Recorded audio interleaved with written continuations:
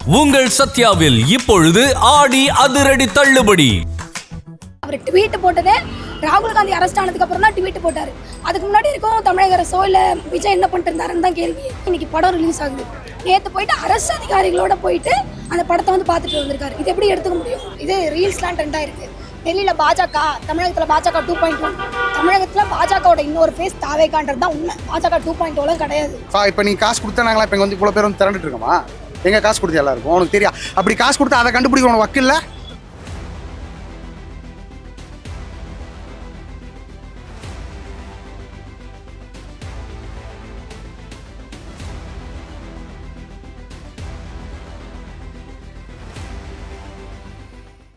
SKM Poorna rice brand oil.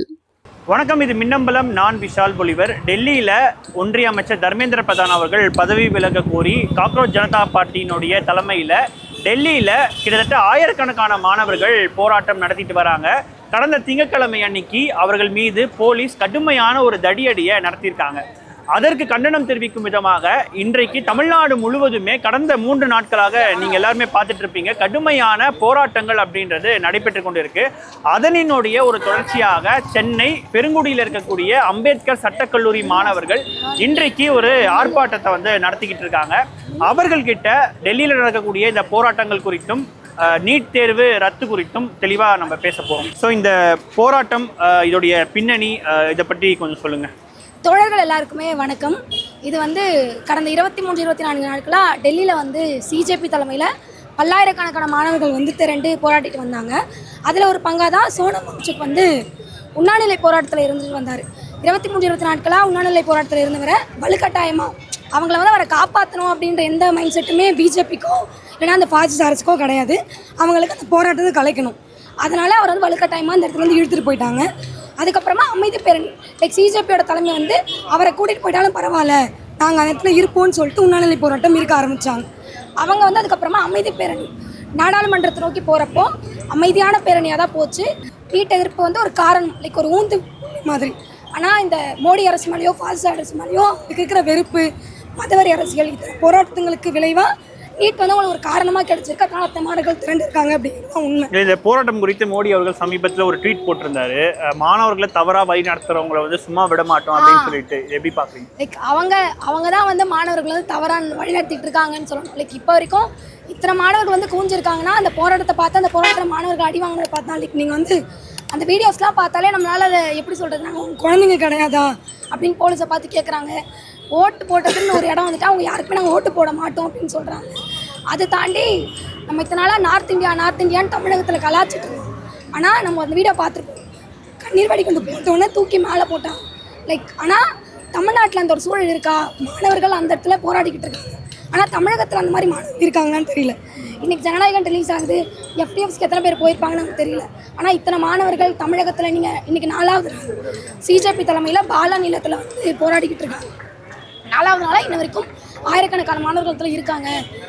டெல்லியில் மட்டும் இல்லை, தமிழகத்திலையும் இந்த போராட்டம் நீட் தேர்வை ரத்து செய்கிற வரைக்கும் இந்த போராட்டம் தொடரும் அப்படிங்கிறது. தமிழக அரசினுடைய அணுகுமுறை எப்படி பார்க்குறீங்க? ஒரு பக்கம் நீட்டு தேர்வுக்கு நாங்கள் எதிர்ப்பு தெரிவிக்கிறோம்னு சொல்கிறாங்க, பட் போராடக்கூடிய மாணவர்கள் மீதெல்லாம் வந்து போலீஸார் தடியடி நடத்துறது. அதுதான் சொல்கிறேன். அது வந்து உள்ள ஒரு ஃபேஸ் வெளியே ஒரு ஃபேஸ்ன்னு சொன்னாங்க மாதிரி. எப்படி வந்து இப்போ காங்கிரஸ் வந்து நடத்திருக்காங்களா? அவர் ட்வீட் போட்டதே ராகுல் காந்தி அரெஸ்ட் ஆனதுக்கு அப்புறம் தான் ட்வீட் போட்டார். அதுக்கு முன்னாடி இருக்கும் தமிழக அரசோ இல்லை விஜய் என்ன பண்ணிட்டு இருந்தாருன்னு தான் கேள்வி. அங்கே அத்தனை பேர் அடி வாங்கிட்டு இருக்காங்க. அவர் வந்து ப்ரோமோ போட்டுட்டு இருக்காரு அவரோட இதில். இது எப்படி எடுத்துக்க முடியும்?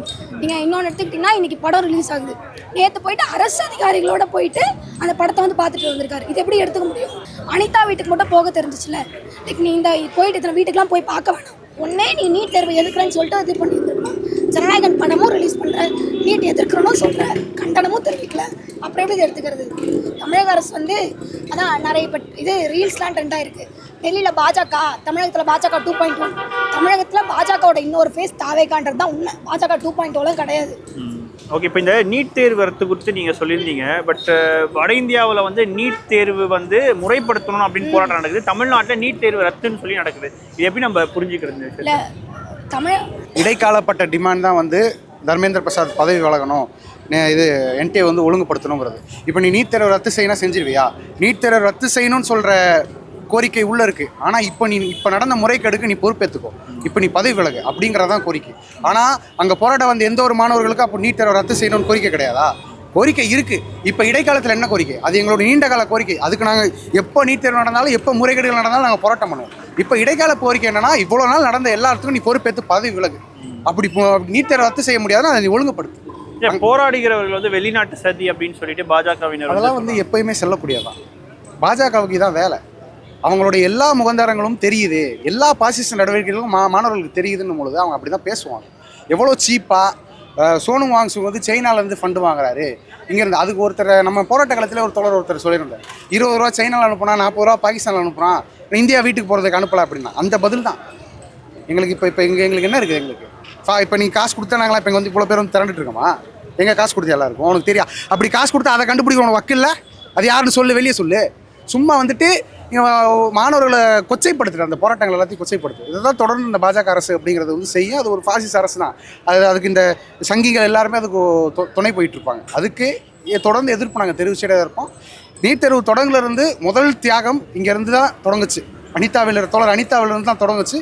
அது இன்னைக்கு வரைக்கும் நாங்கள் கடைப்பிடிச்சு நாங்கள் கொண்டு போவோம் அப்படிங்கிறது தான் தமிழக மாணவர்கள். இந்த கூட்டத்தோட முக்கியமான விஷயம் என்ன அப்படின்னா, நம்ம எந்த அளவுக்கு வந்து எல்லாரும் ஒன்றா சேர்ந்து ஒரு விஷயத்துக்காக பேசுகிறோம் அப்படின்னு ஒன்று இருக்குது. ஏன்னா இப்போ இந்தியா முழுக்க நடந்துட்டு இருக்குது இந்த போராட்டம். எத்தனை லா காலேஜ்லேருந்தோ எத்தனை லா யூனிவர்சிட்டிலேருந்தோ இந்த மாதிரியான விஷயங்களுக்கு வந்துட்டு குரல் கொடுக்குறோம், எத்தனை பேர் பேசுகிறோம் அப்படின்றது வந்துட்டு இங்கே வந்து ஒரு பெரிய குவெஸ்சன் மார்க்காக தான் இருக்குது. ஏன்னா இப்போ நம்ம காலேஜ்லேயே வந்துட்டு ஆர்கனைஸ் பண்ணும் போதோ கூப்பிடும் போதோ எல்லாருடைய கருத்துக்கள் என்னவா இருந்துச்சு அப்படின்னா, ஓடி தருவீங்களான்னு கேட்குறாங்க. இது எந்த மாதிரியான ஒரு மென்டாலிட்டி அப்படின்றதே எனக்கு வந்து புரியவே இல்லை. ஒரு ப்ரொட்டஸ்ட்டுக்கு ஓடி கொடுத்து கூப்பிடுற அளவுக்கு நம்ம என்ன வந்துட்டு அரசியல் கட்சி நடத்திட்டு இருக்கோமா என்னன்றது எனக்கு தெரியல. பிரியாணியும் சரக்கு கூப்பிட்டு வந்து உட்கார வச்சுட்டு வாங்க வாங்க வாங்கன்னு சொல்லிட்டு இருக்கிறது.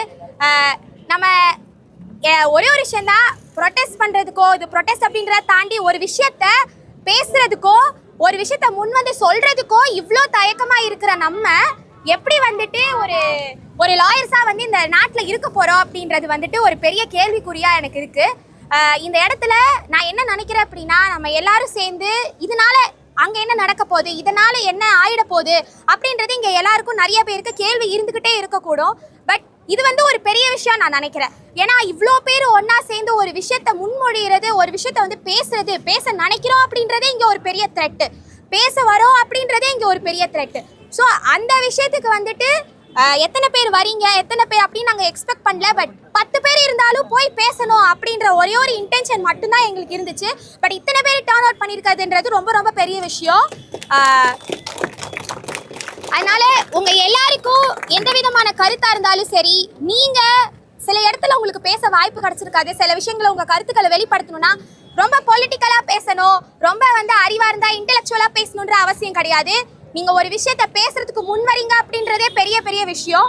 அதனால யாரா இருந்தாலும் வந்துட்டு ஸ்டூடெண்ட்ஸ் மத்தியில இருந்து இங்க வந்து பேசணும் அப்படின்றத நான் வந்து கேட்டுக்கிறேன். யாருனாலும் வந்து நீங்க முன் வந்து பேசலாம். முன்னாடி நீட்டை வந்துட்டு சென்ட்ரல் கவர்மெண்ட் இன்ஸ்டிடியூஷன்ஸுக்கு மட்டும் வச்சுக்கோங்க, மொத்தமாக ஸ்டேட் கவர்மெண்ட்ஸுக்கு அத்தானமி கொடுக்கணும். ஏன்னா இதுக்கு முன்னாடி எப்படி இருந்ததுன்னா, ஸ்டேட் கவர்மெண்ட்ஸ் எதர் என்ட்ரன்ஸ் எக்ஸாம் வச்சுட்டு இருந்தாங்க, இல்லை 12th போர்டு எக்ஸாம் மார்க்ஸ் படி தேர்வு எடுத்துட்டு இருந்தாங்க. ஸோ அப்போ அட்டானமி ஸ்டேட் கவர்மெண்ட்ஸ் கிட்ட இருந்தது. மாநில அரசுகள் எஸ்டாப்ளிஷ் பண்ணுற கல்லூரிகளுக்குள்ள எதுக்கு சென்ட்ரல் கவர்மெண்ட்டோட அட்டானமியை செலுத்தணும். ரெண்டாவது, நீட் வந்துட்டு முன்னாடியே சொன்ன மாதிரி நமக்கு தேவையான மருத்துவர்கள் இந்த ப்ராசஸ் படி நம்ம டாக்டர்ஸை எடுக்க போகிறோம் அப்படின்னா நமக்கு தேவையான மருத்துவர்கள் கட் ஆகிட்டே தான் வருவாங்க. ஸோ அதுக்கு இந்த மாதிரி பிரச்சனைகளை அட்ரஸ் பண்ணுறது தான் நம்மளோட இந்த கேதரிங்கோட கோராக இருக்குன்னு நம்புகிறேன். எந்த ஒரு பர்சனல் டிமாண்டுமே இல்லாமல் இங்கே காமன் டிமாண்டுக்காக இவ்வளோ தூரம் நீங்கள் கூடி இருக்கிறது வந்து பாராட்டுதலுக்குரிய ஒரு விஷயமா நம்ம பார்க்குறோம் அப்படின்றது தான். அது மட்டும் இல்லாமல் இன்றைக்கி வந்துட்டு மாணவர்கள் எப்பொழுதுமே ஒரு ஆர்கனைஸ்டான வாய்ஸில் இருக்க வேண்டியது ரொம்ப முக்கியம். நம்ம வந்துட்டு எப்போதுமே ஆர்கனைஸ்டாக, குறிப்பாக லா ஸ்டூடெண்ட்ஸ் வந்துட்டு எப்போதுமே ஆர்கனைஸ்டாக இருக்க வேண்டியது தேவை அதிகமாக இருக்குன்றதை நம்ம புரிஞ்சுக்கணும். இப்போ நீட் அப்படின்னு எடுத்துக்கிட்டோன்னா, இப்போ அனௌன்ஸ் பண்ண ரீடெஸ்ட்னால மட்டுமே 2026 அனௌன்ஸ் பண்ண ரீடெஸ்ட்னால மட்டுமே 20 மாணவர்கள் தற்கொலை பண்ணியிருக்காங்க. அப்போது அந்த தற்கொலை பண்ணிய மாணவர்களுக்கு அக்கௌண்டபிலிட்டி எடுத்துக்கோங்க அப்படின்னு சொல்லி தான் டெல்லி ஜந்தர் மந்தரில் போராட்டம் நடந்துட்டுருக்குன்றதை நம்மளால் பார்க்க முடியுது. அப்போது அந்த ஜந்தர் மந்தரில் நடந்த போராட்டத்தை போலீஸ் எப்படி ஹேண்டில் பண்ணாங்க? இப்போ ஹை அப்டேட் என்னென்னா, டெல்லியில் நேஷ்னல் எமர்ஜென்சியை வந்துட்டு பாஸ் பண்ணிட்டாங்க. ஓகேவா? ஸோ அப்படி தான் இங்கே சுச்சுவேஷன் இருந்துட்டு இருக்குன்றதை நம்மளால் பார்க்க முடியும். ஸோ இங்கே வந்துட்டு நீங்கள் எல்லாருமே உங்கள் தாட்ஸை ரிஃப்ளெக்ட் பண்ணி உங்களோட வந்து நிற்கணும் அப்படிங்கிற ஒரு தாட்டோட இங்கே எவ்வளோ அடக்குமுறைக்கிலையும் வந்து நிற்கிறது வந்து ரொம்ப பெரிய விஷயம். எல்லாருக்குமே வாழ்த்துக்கள். அது மட்டும் இல்லாமல் இந்த அக்கௌண்டபிலிட்டியை வந்துட்டு கவர்மெண்ட் பாஜக கவர்மெண்ட் எடுத்துக்கணும் அப்படின்றத நம்ம கேட்டுக்கிட்டே இருக்கோம். ஸ்டில் இங்கேயுமே நம்ம வந்துட்டு வாய்ஸ் ரைஸ் ஆகிட்டே இருக்கிற நம்ம பார்க்க முடியும். இன்றைக்கி நம்ம வாய்ஸே ரைஸ் ஆகிருக்குன்றதை நம்மளால் பார்க்க முடியுது. ஸோ தொடர்ந்து மாணவர்கள் வந்துட்டு இதே மாதிரி தான் நீங்கள் இருக்கணும் அப்படின்றத நான் கேட்டுக்கிறேன். உங்கள் சத்யாவில் இப்பொழுது ஆடி அதிரடி தள்ளுபடி. SKM Poorna rice brand oil. மின்னம்பலம்.com தமிழின் முதல் மொபைல் பத்திரிகை.